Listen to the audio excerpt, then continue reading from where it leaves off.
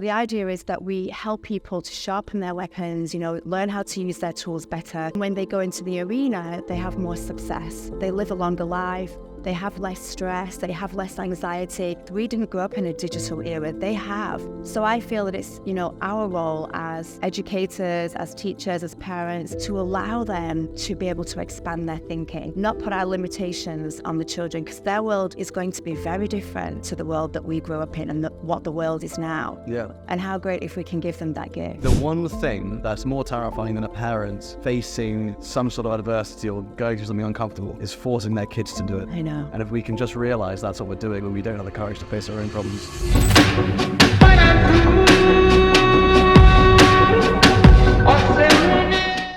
I've just had an amazing conversation with Angela Soudi, who's the owner of Junior Gladiator Mastery. In today's episode, we unravel what it means to be an entrepreneur, answering the question, is my child an entrepreneur? What is the DNA of an entrepreneur? Is it nature or nurture? How do we encourage problem-solving skills in young people? And how can we foster an environment that helps our children become entrepreneurs if they want to go down that route? But the conversation goes deeper. We start talking about parenting, resilience, and the power of the mind.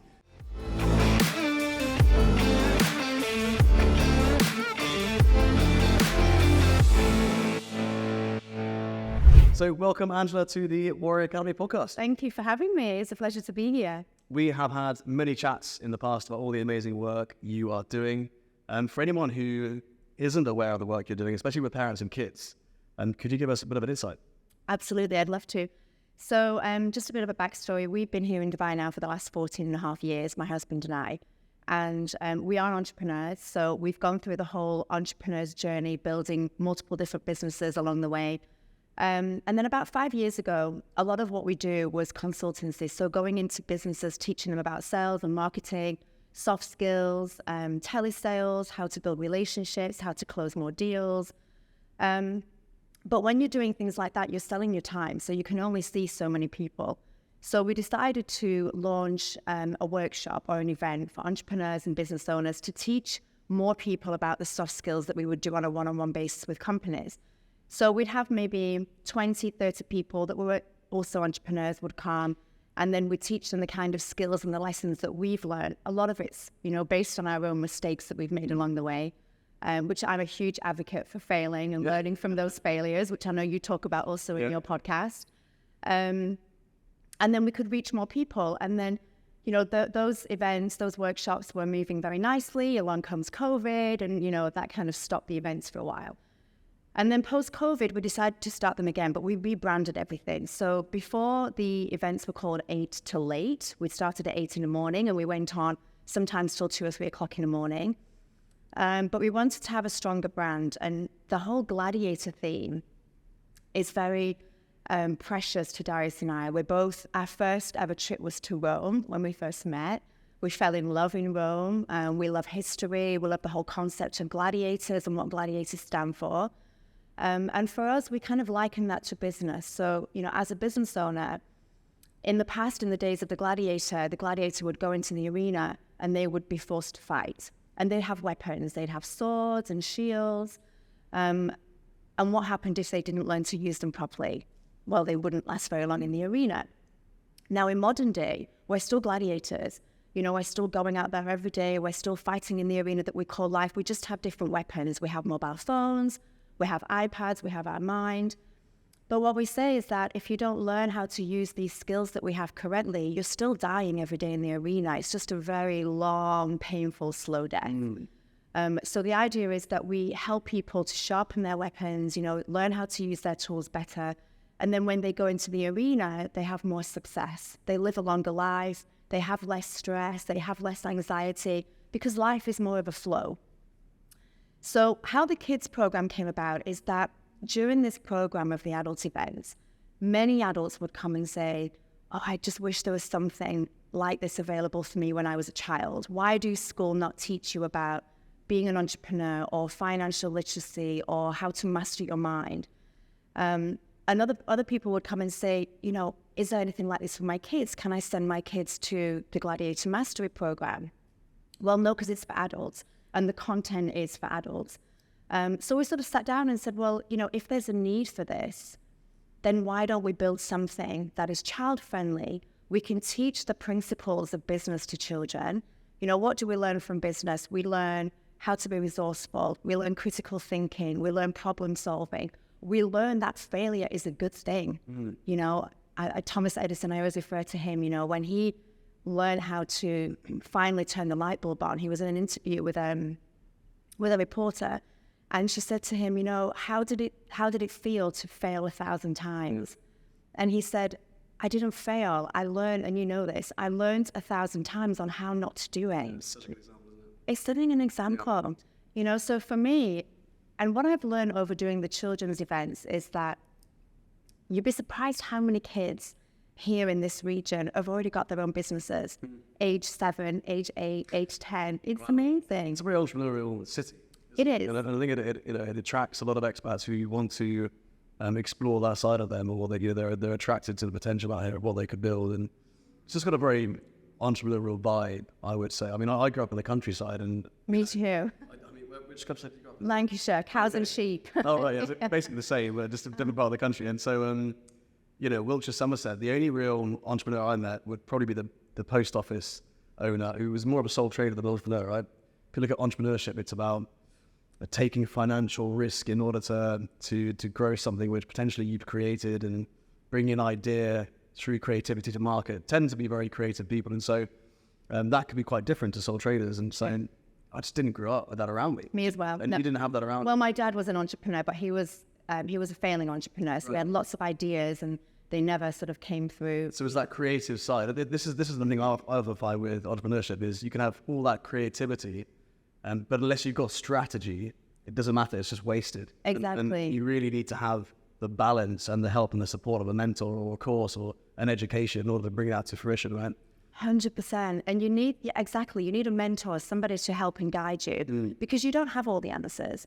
And one of the things that I find with kids is that over the past, doing the adult events, I think the biggest challenge that most people face is the prison that we live in our mind. Yep. We learn whatever programming we learn from the age of 0 to 7 pretty much makes the person that we are going to be. And there's a great phrase that says, give me the child till the age of 7 and I will show you the man. Yeah. And that's what we find with adults. They have great ideas, they have the ability, but they're so conditioned in their own mind. Failure, insecurity, lack of self-belief. Do you think entrepreneurs are born or made? That is a very good question, and I'll go to my experience. So for me, I was definitely born with this entrepreneurial spirit. I know from a very young age, I was the kid in school that was collecting money from everybody and going to the corner shop and buying the penny sweets and charging everyone 2 pence, and being able to buy my own bag of sweets with the money. So I always had that from a very, very young age. Then I look at other family members like my brother, same DNA, same parents, same upbringing, not a risk taker at all. He's been in the same, position, employment all of his life. He's got no interest in being an entrepreneur. But we had entrepreneurial discussions in our family. So I do think that you can nurture those gifts and you can bring that entrepreneurial spirit out. It's amazing how environment dictates performance on that as well, because you could be an entrepreneur, but if you've never seen or heard of entrepreneurship, the back in the day, the baker's son would become a baker, right? And it was like exactly, you would just kind of follow in whatever the footsteps that were already trodden before you. And now the world is so open, there's so much more around there, there's so many more opportunities. And I think people who wouldn't have been entrepreneurs back in the day are now more likely to be because of that environment, right? 100%. And there's, information's everywhere. What happened when you and I were kids? Well, I'm a little bit older than you, but when I wanted information, what did I do? I walked in the pouring rain to my local library. Yeah. I sat down, I looked for a book that might be interesting to me. If it was available, great. If it wasn't, I had to go back the week after. And if you couldn't access the library, you just asked your parents for information. And what information did they have? They would give you whatever their life experiences were. And exactly. It's unlikely over the last couple hundred years, as that information has been passed down, that would be entrepreneurial advice. That's what you got. But now, the internet has changed all of that. You can get any information within seconds. I say to my kids all the time, you don't realize how lucky you are. Being in this digital era, of course, has its pros and its cons. but any information that you want to receive is there. It's just, and they can't understand the concept of how could you not have had internet? What did you do with your days? It's just very different for them. I think when I get asked the question, is entrepreneurship, are entrepreneurs born or made? I think it's a grey area. I don't think there's no like right or wrong. They are or they aren't. I think it's a mixture. I think that you are born with certain traits which make you more likely to go down that route. Lots of creativity, fairly disruptive, challenging the status quo, all these different things, very resourceful. And you then have the environment, like I was mentioning, the home environment, the experiences you have, the friends you meet. If you're traveling, what do you then see? What do you pick up when you go around the world? And I think these different things come together. Can you teach someone to be an entrepreneur? I think you can teach someone entrepreneurial skills, and then it's down to their own innate ability on how they use those skills, how they apply those skills, right? And it's like, if they are if you look at some of the unicorns in the world, the Zuckerbergs and the Musks and all these sorts of people, it's very well looking at them and saying, they were born entrepreneur, and they were. But I also think it's like, if you take Elon Musk and you put in, in an orphanage in Kenya where he has got any opportunities, there's no one around him doing stuff, there's no way he's likely to have that same opportunity to be able to experience that, right? And so I think a lot of this is in time and place. We look and we glamorize people who have achieved the top of entrepreneurship, and I think we often over glamorize what that actually is. Would you agree with that? Yeah, I do. And I think, you look at Elon Musk, he came from basically his mother was a genius, right? So there's something I think that's passed down from the DNA of the person that you're born from. I do believe that DNA has a part to play in it. The conditioning that we receive, everything is about from our childhood. Yeah. Everything that we become, everyone that we are, be it good or bad, is what we learn as children. We're brought into this world and we're born with no skills. Yep. We are a blank canvas. We are an open book. And during those, fundamental years, that's when all these programmings are wiring in our brain. And we don't learn those by textbooks or by people telling us. We learn it through observation. A child, one of the biggest skills that we have as a human is to be able to walk. Now, we learn how to walk in a very short space of time. And that's not because somebody sits down and says, right, let's go through this manual. We're going to say, these are the muscles that we use. No, they learn to walk through observing. It's just observation. So if you have a child who is, I think, in an environment where it's made to self-believe, it believes that it can, it believes that it has ability, then I do also think that plays a part. That conditioning that children receive from very young. I know for myself, my father was an entrepreneur. Unfortunately, he never really made it in the entrepreneurial field. So he had lots of ventures and he never really became successful. So when I was born and I was sort of coming up through my development, we'd talk about business. And I would get excited by the concept of running my own business. But I think for him, he was afraid, because for him, he linked business with failure with disappointment with heartache. So when he saw those traits in me, straight away he would be, oh, no, why don't you go to this career or that career? Yeah. And he didn't enhance that in me. It's interesting what a terrible relationship we have as a society with failure. We're just like, we're avoiding it at all costs. And parents as well, in particular parents, I think, one of the things I speak extensively about is participation medals, and it's not a very popular opinion. I don't really mind. The fact is, when you give a child a participation medal, you're saying to them it's okay to, you'll win regardless. And then, they haven't necessarily earned it. And so you develop this relationship with trying to get something and winning regardless of the outcome. Mm-hmm. And it's interesting that, because if you look at anyone who's ever been rewarded for something they haven't earned, it rarely ends well. If you look at people who have won the lottery, for instance. It comes too easy. Yeah, and so look at someone who's won the lottery. In so many instances, they lose it all. Their life becomes worse off than it was beforehand. Or they damage relationships. Or you look at someone who gets a promotion when they weren't ready to do that. Or, you look at someone who gets a participation medal, and it's like, well, you're teaching that individual to become entitled. Yes. You're teaching them to expect something and not necessarily race ahead and try and win or compete at a high level or something. And I think that's not the kids asking for it. I mean, not even the schools, because the schools are probably acutely aware of the fact this is not a healthy practice. Yes, yeah. I had Brett, who's the head of Arbor, and off script we were talking about participation medals, and he was just right on track with this. We were on the same page. But the reality is that the energy of that comes from parents. Of course. And that is a overprotective energy. And, I often look at it like parenting is this combination or this balance between overprotection and, or not overprotection, or between protection and empowerment. And our role is to empower kids so they can face levels without us, right? But exactly. The reality is when you put the pressure on the school to have all these participation medals and my child can't experience baby and all this sort of stuff, you're basically saying, I don't want them to be hurt or to feel uncomfortable, to fail. And they have no resilience. Exactly. If life's too easy, how do we build resilience? We build resilience through, trials and tribulations and heartache, and then getting back up again and going again, like the gladiators did, Yeah. You have heartache, you have hardships, but you get through that and you get stronger.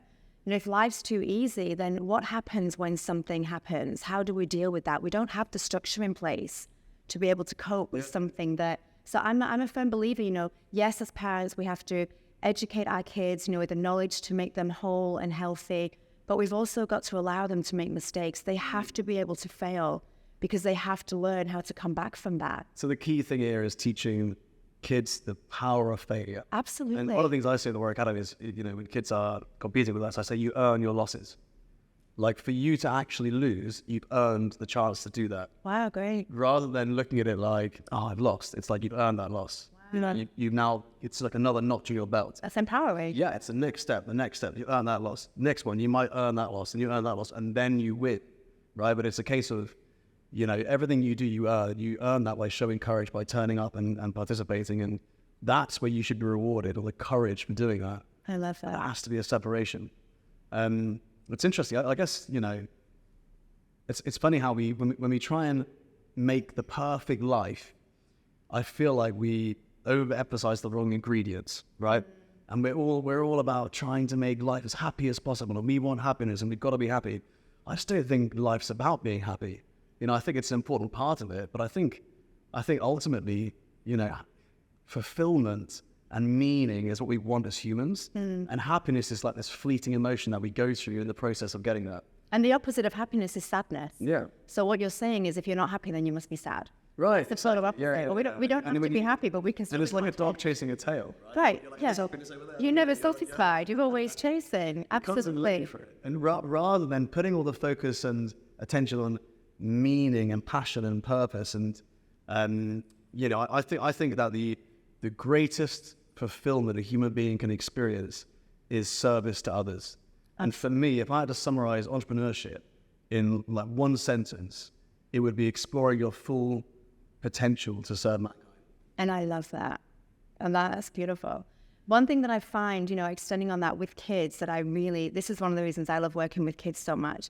When we work with adults, we are really, a result of all of our conditioning. So we have all of our insecurities and, lack of self-belief, and we're always working against that. But with children, they don't have all of that yet. They learn that along the way. Yeah. So when we're working with kids on business ideas, and I play this game with my own kids, and it's called the business game. So I have this no devices at the table rule. When we sit down to eat, no phones, no iPads, this is family time. So we play a game called the business game, and everybody can think of an idea. It can be anything. It can be building a hotel, building a restaurant, and then we go around the table and each person adds something that will make that business different. Wow. And there's no limitations on creativity. So we don't say, oh, you can't do that because, okay, it's how crazy can we get with this game? And what I've learned from my own family, it's really interesting. I bet they've got great ideas. Oh my God, the kids way outshine us. I'm just going to write that one down. The kids outshine us. Really? We've still got, we're constricted in our thoughts. Yeah. And what I've learned, from observing. Previous conditioning. Can't do that. Right? Exactly. The hotel has a lobby, it has this room. Exactly. Whereas they just think that's what box. No, they're outside. Yeah. So when I look at the dynamics of a family, my husband is all about business. So his idea is that he shares are all about profits and increasing sales and better customer services, operational business things. My oldest son is very, very IT minded. So he comes with an idea, okay, a state-of-the-art hotel where you walk in, it's eye scan, IA automatically checks you in. You don't even go to the check-in desk. You get your key, get your whole program in the room. So it's IT based. Everything that he thinks about is digitalized. Wow. My youngest son is sporty.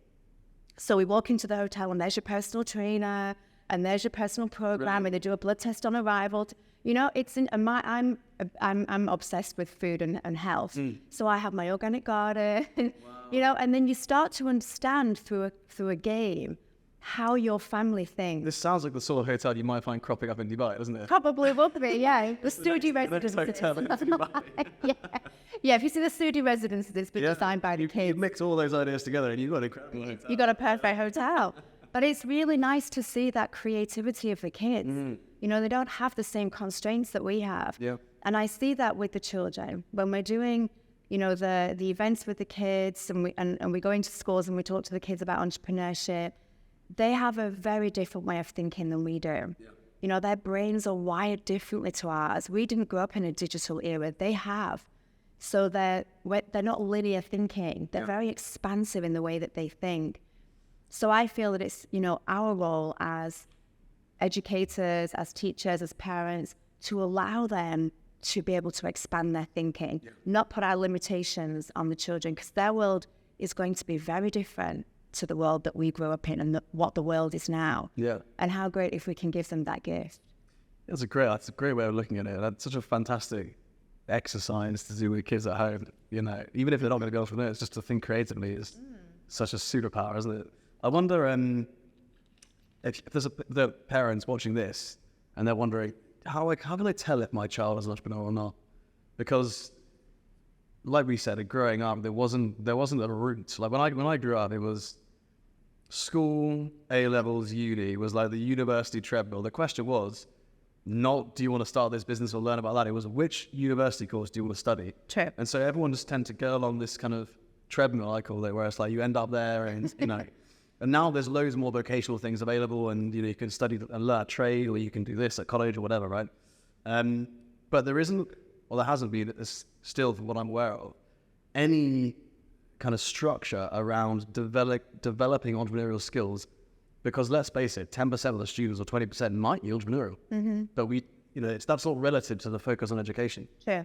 There isn't that, you know, the fraction of the work they do with the kids doesn't focus on that. And so as a parent, how would you know? What are the telltale signs that your child might be an entrepreneur? You need to start tailoring things a little bit maybe towards what they might be interested in. I love that question. And I think what I would say is, I think you can tell if your child is always trying to solve problems. Yeah. Because entrepreneurship is about finding a problem, solving that problem, and then offering that to people that need it. So I think if you have a child that is saying, oh, you know, I think that can be done better. I think that could be improved. If we try it like this, that's already the entrepreneurial mind thinking. Yeah. That's really all we are. Yeah. We're solving problems and we're offering solutions. That's all it is. That's all it is. So if you see these traits, you know, in your own child, bring those out. Okay, interesting. What do you think? How do you think that could be improved? Yeah. You know, what's your thoughts about that? Yeah. I think that's a really great way to see, you know, if they are. And of course, you know, if they're coming to you and saying, you know, I've got this little project, I want to make slime, I want to sell it to my friends. These are also very telltale signs that, okay, this child is interested in creating something and then obviously, you know, making a marginal business from that. So you can tell, I mean, just sit down with the kids, ask them, what are you interested in? What do you feel passionate about? If they say I'm passionate about being a college professor at Oxford, then they're probably not that entrepreneurially minded. But if they say, okay, I want to start my own workshop business and make mini skateboards, then they've probably got something within them that is. Just a quick shout out to the guys at Shield who manage this podcast, come up with the strategy behind the podcast, help me schedule interviews, as well as do all of the editing and the producing of the podcast. Without them, we wouldn't be able to produce this podcast. If you would like to create your own podcast, I can't recommend the Shield team enough. They have done well over 100 episodes for me over the last few years, and I've been so pleased with the results. So have a look in the description of this video or the podcast episode, and you'll see how to get in touch with them yourself. I wonder if disruptive behavior is a key indicator of an entrepreneurial spirit. I think possibly. We look at, it's funny how it's, in so many episodes I've now said this, but we look at disruptive behavior because I think it needs this whole frustration point of view needs disrupting in general. But we look at kids with destructive behavior. We're like, right, we need order in this classroom. We need to stop that. We need to, cleanse them of this terrible behavior we're calling disruptive. And we're saying the child is disruptive. And it's like, if you look at some of the most destructive kids, often they're exhibiting incredible influence over a small group, right? And they are showing leadership, right? Yeah. And it's like, they just don't have an outlet for it. And so it's showing up as a disruptive behavior in class. And it's interesting, if you look at delinquency and crime even, in young people, a lot of the skills that it takes for a young person, and I've got a friend who's an amazing business coach, Daniel Priestley, who actually went to prison to help kids who were previous gang members develop their entrepreneurial spirits. When they leave, they could actually build businesses. Beautiful. Because if you imagine you're in a gang in a city or whatever, and you've got a group of people. Well, you're doing HR, you've got a product, you're doing sales, you're doing all this, and I mean, obviously, it's not illegal what you're doing, but you may have got business skills, right? And you may have never been in a situation where to do something legal, you've got a role model to show you, you can take these skills and put it towards something that's moral and legal and can benefit society. So instead, you get on a dark path, right? That's beautiful. But isn't it amazing? So you've got these individuals who maybe have entrepreneurial skills and talents and gifts, but because of their environment, it's used in a negative way. Yes. Almost like like the superhero villain archetype, right? Where it's like, which route do you go down depends on the experiences you have and the environment you're in, but ultimately it's the same skill set. Of course. And 100%. And also, having that awareness of a parent. So I'll give you an example. This happened 2 weeks ago. A good friend of mine called me and said, I'm having issues with my son. There's some bullying in school. He's acting out. I've got an appointment. She was actually very upset. So I have an appointment with the doctor, with the psychiatrist this Friday. We're going to go and see the psychiatrist, and we've decided we're going to give him antidepressants. He's 10. So I was... That quickly? Yeah, I would. Well, I mean, that was the pathway that they were going to go down with him. Because the son was being bullied? He was being bullied. He was acting out. He was, behaving differently. There was a series of things. Wow. So I got very emotional. I said, look, I'm begging of you, please do not medicate him. That is not the answer. If I can give you any advice, and if my advice is worth anything, call this person. I gave her your number. Oh, really? And I gave her Warrior Academy. I said, what he needs building blocks. He needs confidence. He needs resilience. He needs to be able to deal with his emotions. Medicating, that is not the way. And they actually came for their first lesson at Warrior Academy on Saturday, and they signed him up. Wow. And that for me is, it's not that she's a bad mom or she just didn't have the information available. Yeah. And I think this is one thing that I feel really passionate about. Parents don't have the information available all the time for the well-being of their child, and that's okay. We can't do everything. But there is information out there. It's such a great example of being proactive versus reactive. It's actually a really strong example of reactivity, because if you look at bullying is one of the most traumatic things a child can experience, right? Actually, I think bullying is one of the most traumatic things a human being can experience outside of loss of anyone in the immediate family. The reason for that, or any sort of serious abuse, the reason for that is if you look at trauma we experience as a young person, as a human being, the trauma is intensified if we don't have thick skin or resilience already, right? So if you bully an adult, the likelihood of them feeling it in the same way a child will is very, very different, right? But if you bully a child and you give them this strong experience of social rejection from a young age, that is, life-shattering. Stays with you forever. Yeah, and so if a child goes through that, the reality is as parents, we look at our child going through bullying and it's like, that's the worst feeling ever, because our job to protect and empower it's gone because they're now going through this. And for a lot of parents, they watch their child go through bullying and they need so much courage, because the next day they know they've got to send their child back to school. Into that environment. And so the immediate thing that a parent does when they do that is they essentially react emotionally, and because they want to make a decision to stop this straight away. They can they can go and speak to the other parent, which make things worse. They can pull a child out of school rather than working this through it, so that the cycle of bullying continues until it becomes chronic bullying, because the parent's trying to overprotect them, rather than focusing on empowering. All right, how can we empower this child through that? And the example you've given there of a child then seeking a parent then seeking psychiatric help and medication is such a strong route to go down based on a very reactive energy. Yeah. And so one of the things we really work on is trying to help parents be proactive, right? Expect that bullying will happen. So that's why I wrote the book, Not a Victim, because it's inside there. You can flick right to the middle and you've got 6 steps to, an emergency survival of parents. You can implement that straight away. And I've helped parents get over bullying within 2 weeks using that book, right? Amazing. We should give your friend the book for sure. Yeah, she bought it when she came. Oh, really? Yeah. But on the beginning of that, you can be proactive, read the whole thing. And what you then learn is actually our children are likely to experience bullying. It's got the ability to make or break their character. Yes. But it's all about empowerment, and it's actually an opportunity for you to develop their resilience, 100%. so they can live a more happy and successful as an adult. Because let's face it, the bullying, like you say, we can be bullied in school, but then what happens if you go into the workplace? Yeah. In a relationship, anywhere. It doesn't stop when you leave school.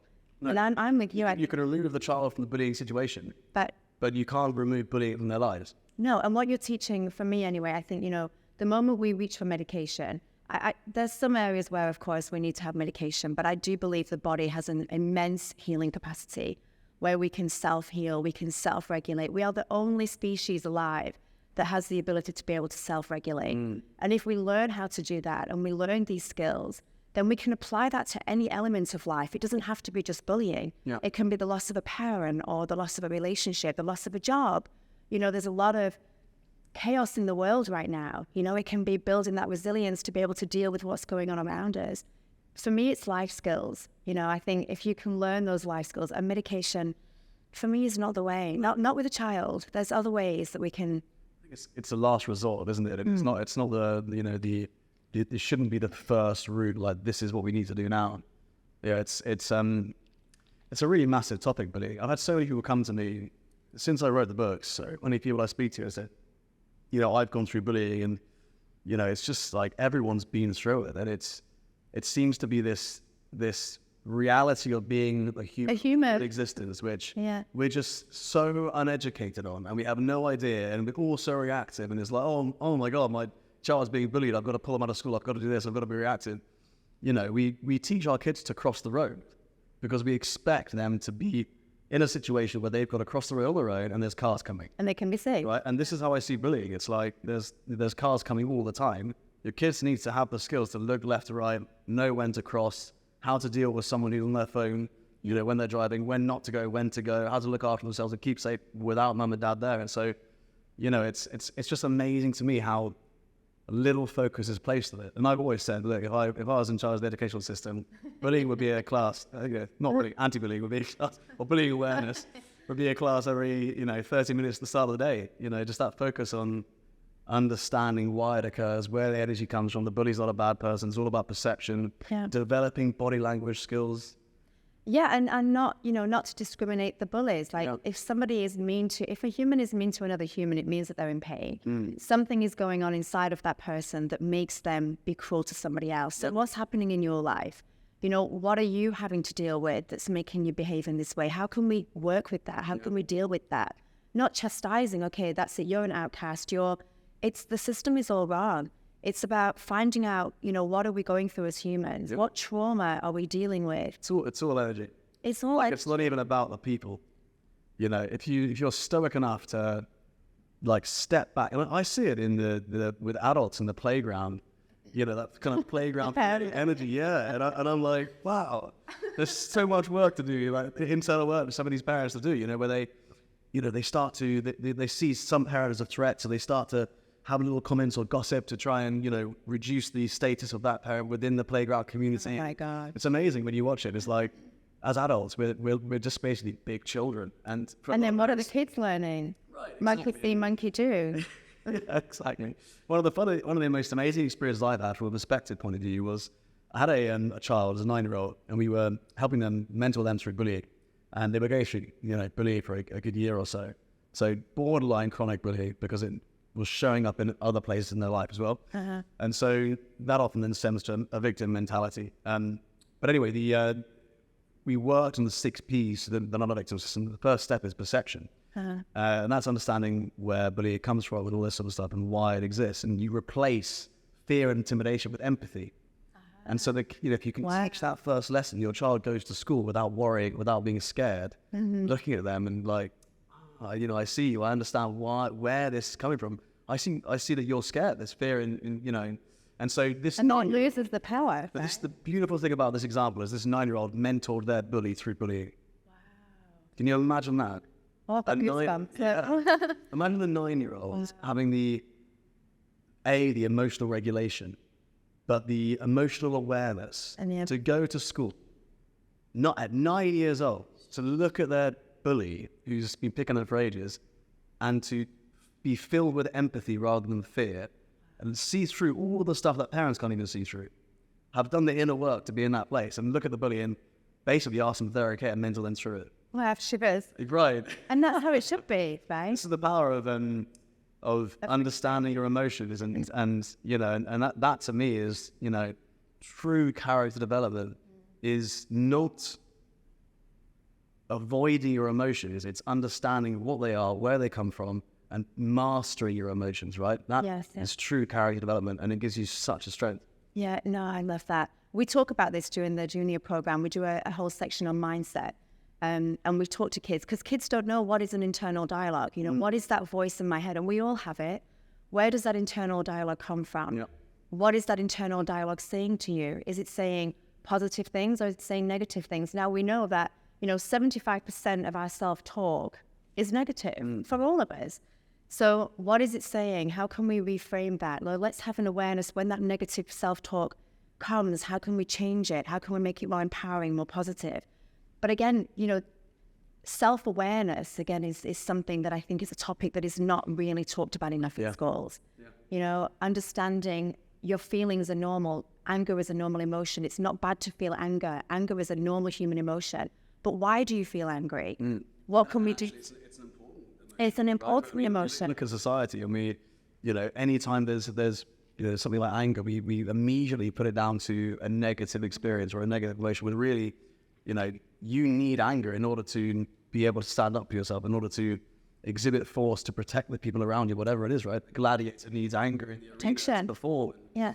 It's like a fire, I think, anger, and it's something that you need to be able to control and harness and execute at the right time. And yeah, no, I agree. Like a lot of strong emotions, really. Yeah, like all strong emotions. And again, that comes down to self-regulation, being aware of your body, understanding, okay, I'm feeling this emotion now because of this reason, but I can self-regulate, I can change that. Yep. We have the ability to be able to do that. No other species does. That's what makes humans unique and special, having that ability to be able to do that.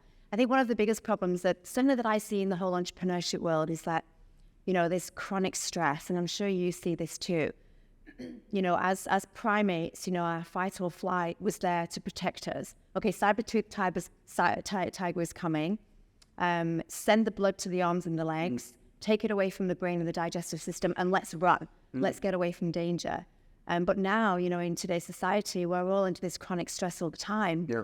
So constantly you're seeing mental health issues, digestive problems. It's coming from this stress. And if we impart that on the children, then of course they're not going to be able to learn in school. They're not going to be paying attention. They'll be disruptive because they don't have a good blood flow to the brain. Yeah. So a calm home, a calm child, easy to learn, self-regulate, the whole thing works together. It's very much a holistic. Do you know what?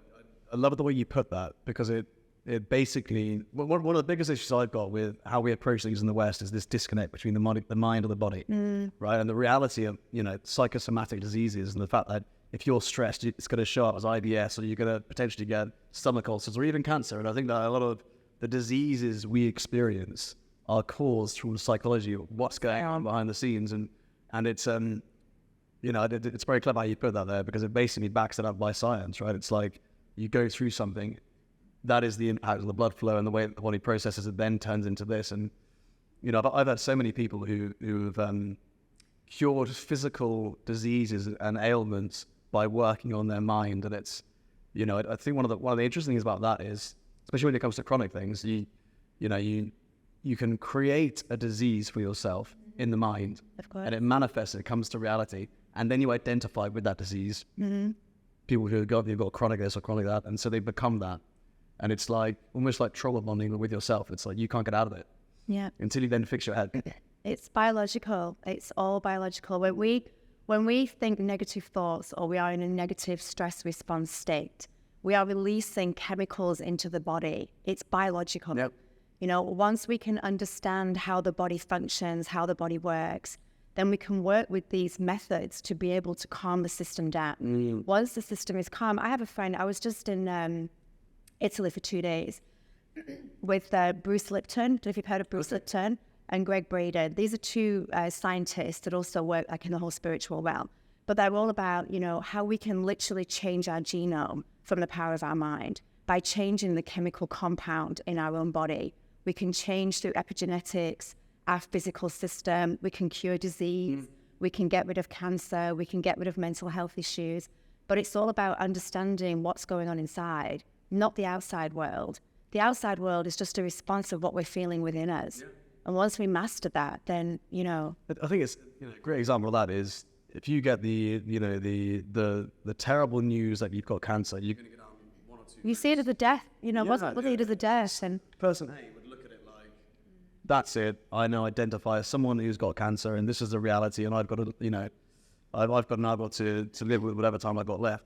Person B might be in complete denial of that and just be like, no, that's not happening. I'm going to be working on this. We're going to get through this.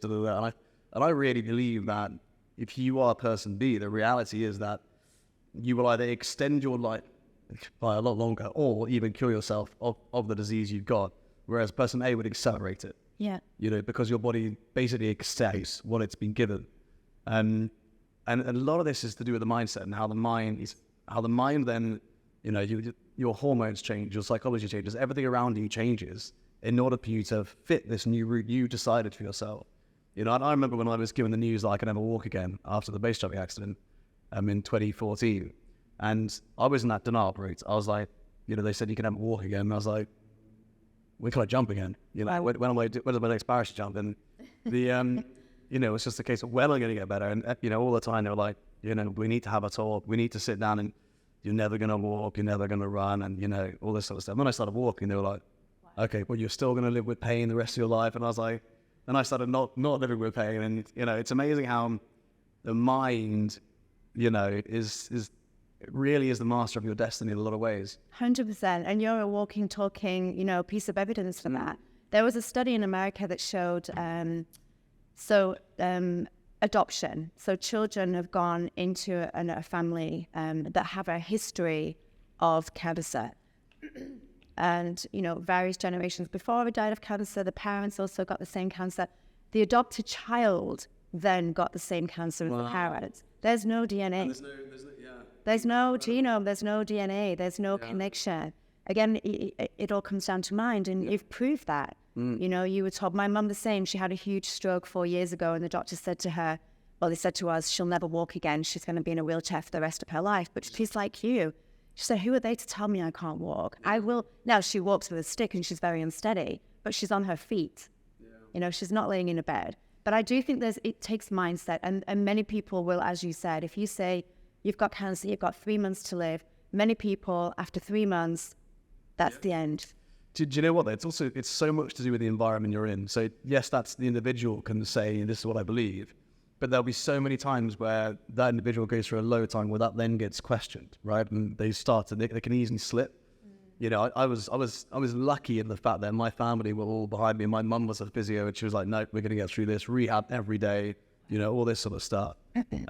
Really on my case with it, you know, trying to bring this dead foot back to life, and because all the nerves were dead. And it was just that consistency. And I had when I gave a talk in London to 200 business owners. It was about entrepreneurship, but I also talked about how I went through this accident in the middle of trying to grow this business. And they said to me, my daughter's, you know, just been told she's, you know, going to be in a wheelchair the rest of her life, all this sort of stuff. And it's amazing when you're told that news, A, how you react, but B, what is your role now? And what I said to this mum was, you know, irrespective of what the professionals say, you need to be this beacon of hope. And it's like, if you could just create this foundation of hope, the environment of hope, they'll make a better chance of recovery 100%. or fully recover. Yeah. And if you don't do that, it goes the other way. So you almost, I think it's almost healthy to have this complete disregard of professional advice medically. I 100% agree. You know, I mean, obviously there's times where you should really listen, but when it comes to recovery and stuff, I think that there's only, a doctor will only tell you typically the physical side. And, you know, they won't tell you the power of the mind, the psychosomatic response just by changing your thoughts and how that influences your recovery. Because they don't know. Right, this information, this education. And they want to cover their backs as well. Like a surgeon won't tell you, you're going to be fine, because they'll be told 6 months later, why can't I still not walk? Do you know what I mean? Exactly. And I think also, you know, the information, and now it's more and more available with the use of the internet and the world. You know, people are traveling around, so sharing of information. But, you know, my mum was a nurse and she worked in mainstream NHS for 50 years. You know, and over her life, as I started to open up and learn more about meditation and mind, you know, heart coherence, she also started to explore that. But that's not taught in university. Yeah. Even doctors now are going to the likes of, you know, Joe Dispenza and these gurus that are, you know, mastering this art of healing the body. And they're going to seek advice from them because they didn't learn this during their degree. Yeah. You know, they haven't learned this in university. How can we better serve our patients, you know, within the boundaries of obviously medicine, but still offer these techniques to people to be able to self-heal. Yeah. And you see it every day. Yeah. You know, you see success stories every single day. Maybe it was always there, but we never saw that because we were living in our little village and, you know, that's all we saw. But if you look at, you know, ancient times, if you look at all these ancient tribes, you know, for as long as time has been, the ancient tribes have known that plant medicine can heal the body. Certain plants have, you know, very, very strong healing powers that can heal ourselves. But in the Western world, we don't know. But they've always used it since the beginning of time. So. Yeah, it's amazing. It's amazing how the West and the East, for instance, approach healing very differently. It's a fascinating subject. We should do a whole podcast on that, actually. Yeah. I'd love to just quickly talk about the work you're doing with parents specifically and the workshops you're doing.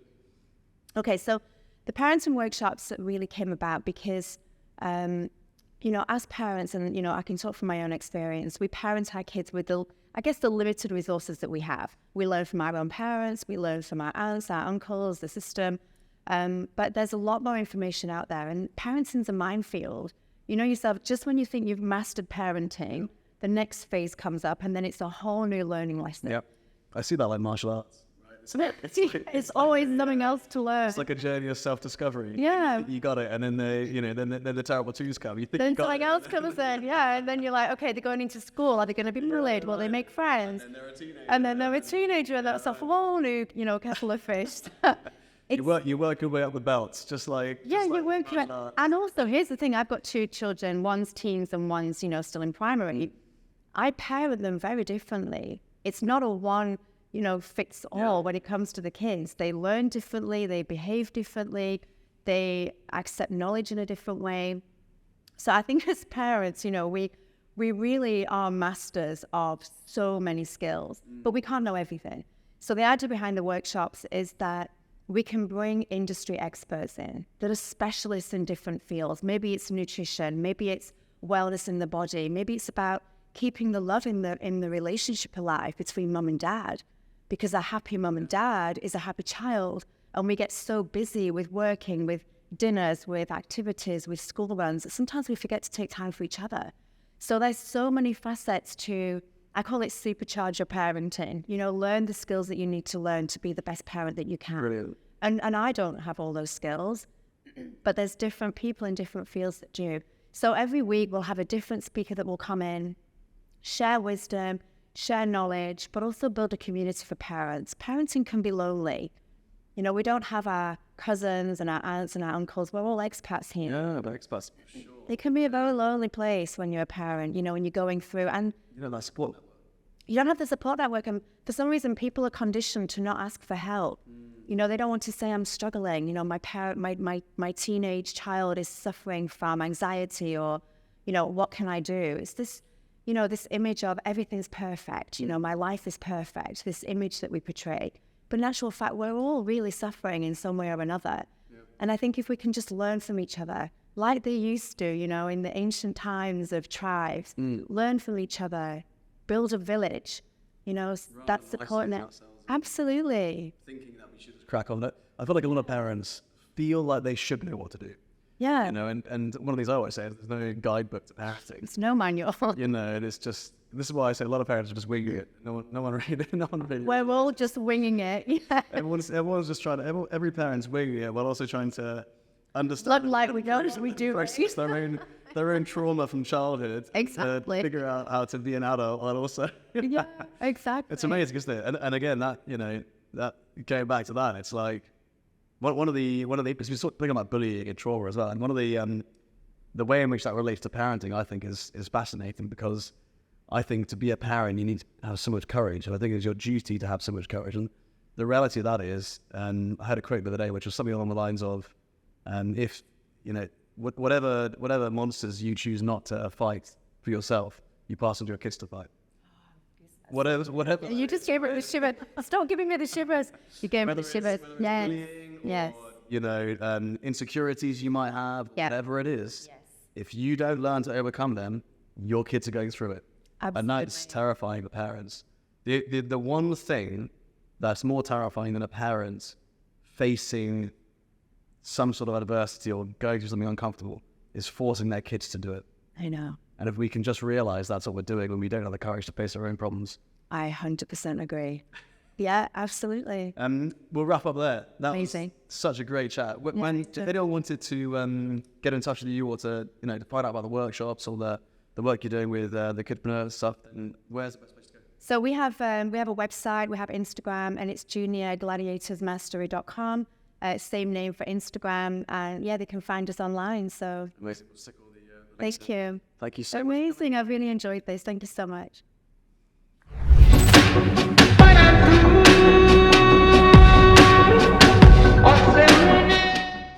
I really hope you enjoyed today's Warrior Academy podcast episode. We're going to keep creating these episodes because I know that so many parents find them useful or get insights or get ideas about how to develop their child's character.